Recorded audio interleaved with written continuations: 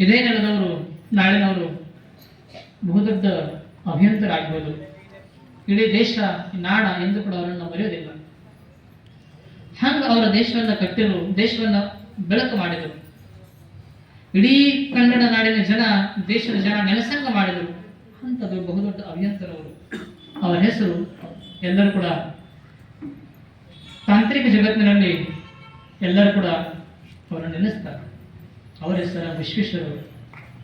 ಅಂತ ವಿಶ್ವೇಶ್ವರನವರು ಒಂದು ಸಲ ತನ್ನ ಗೆಳೆಯರದೊಂದಿಗೆ ಅವರು ಜೋಗ ಜಲಪಾತ ನೋಡ್ಲಿಕ್ಕೆ ಹೋಗ್ತಾರೆ. ಏನು ಅದ್ಭುತ! ಶರಾವತಿ ನದಿಯನ್ನು ಹರಿತದೆ.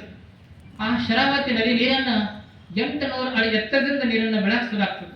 ಏನದು ಅದ್ಭುತ! ಆ ಅದೃಷ್ಟವನ್ನು ನೋಡ್ಲಿಕ್ಕೆ ಇಡೀ ದೇಶದ ಜಗತ್ತಿನ ಜನ ನೋಡಕ್ ಬರ್ತಾರೆ. ಅಷ್ಟು ಅದ್ಭುತ ಸೃಷ್ಟಿ ಸೌಂದರ್ಯ ನೋಡಿ ಎಲ್ಲರೂ ಕೊಂಡಾಡ್ತಿರ್ತಾರೆ. ಏನದು ಅದ್ಭುತ! 800 ಅಡಿ ಎತ್ತರದ ನೀರು. ಎಲ್ಲರೂ ಆಶ್ಚರ್ಯ ಪಡ್ತಾರೆ. ಆ ದೃಶ್ಯವನ್ನು ನೋಡ್ಲಿಕ್ಕೆ ವಿಶ್ವೇಶ್ವರವರು ತಮ್ಮ ಗೆಳೆಯರೊಂದಿಗೆ ಹೋಗಿದರು.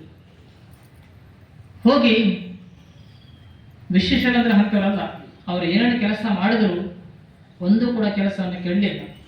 ಏನವರ ಡ್ಯಾಮ್ ಅನ್ನು ಕಟ್ಟಿದರು, ಏನವರ ಕೆನಾಲ್ ಅನ್ನು ಕಟ್ಟಿದರು, ಹೇಳ್ತಾರೆ ಒಂದೂ ಡ್ಯಾಮ್ ಅನ್ನು ಹೊಡೆದಿಲ್ಲ, ಒಂದೂ ಕೆನಾಲ್ ಕೂಡ ಹಾಳಾಗಲಿಲ್ಲ. ಅಷ್ಟು ಭದ್ರವಾದ ಕಾರ್ಯವನ್ನು ಅವರು ಮಾಡಿದರು. ಇಡೀ ಮೈಸೂರು ಭಾಗವನ್ನು ಬೆಳಗಾವಿ ಮಾಡಿದರು.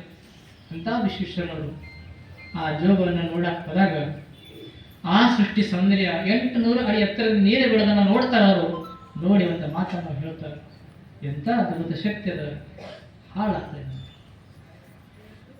ಎಂತ ಅದ್ಭುತ ಶಕ್ತಿ, ಅದರ ವ್ಯರ್ಥ ಹೋಗ್ತಾ ಇದೆ. ಈ ಮಾತನ್ನು ಕೇಳೋಣ ಅವ್ರು ಗೆಳೆಯ ಅಂತಾರೆ, ಏನ್ ಹೇಳ್ತಾ ಇದ್ದೀರಿ?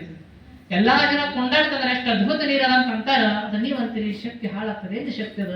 ಅದು ನೀರದ. ಅವಾಗ ವಿಶ್ವೇಶ್ವರ ಹೇಳಿದ್ರು, ನಿಮ್ಮ ಕಣ್ಣಿಗೆ ನೀರು ಕಾಣ್ತಾ ಇದೆ, ಅದು ನನ್ನ ಕಣ್ಣಿಗೆ ಅದ್ಭುತ ಶಕ್ತಿ ಕಾಣ್ತಾ ಇದೆ. ಎಲ್ಲರೂ ಏನು ಶಕ್ತಿ ಅದ? ಅವರನ್ನು ಈ ಶಕ್ತಿ ಎಲ್ಲ ಇಡೀ ನಾಡನ್ನ ಬೆಳಗುವುದು, ಅಷ್ಟು ಬೆಳಕಲ್ಲ. ಅವರಂದ್ರೆ ಬೆಳಕಲ್ಲ, ಬರೀ ನೀರದ. ಎಲ್ಲರ ಕಣ್ಣಿಗೆ ನೀರು ಕಾಣಕ್ ಸಾಧ್ಯ, ನೀರು ಕಾಣ್ತಾ ಇತ್ತು. ಅದರ ವಿಶ್ವೇಶ್ವರ ಕಣ್ಣಿಗೆ ನೀರಿನ ಬೆಳಗಿರುವಂತ ಬೆಳಕು ಕಾಣಕ್ ಸುರ ಆಯಿತು. ಅಂತ ವಿಶ್ವೇಶ್ವರವರು ಅದೇ ಜೋಗವನ್ನ ಒಂದು ಕಟ್ತಾರವರು.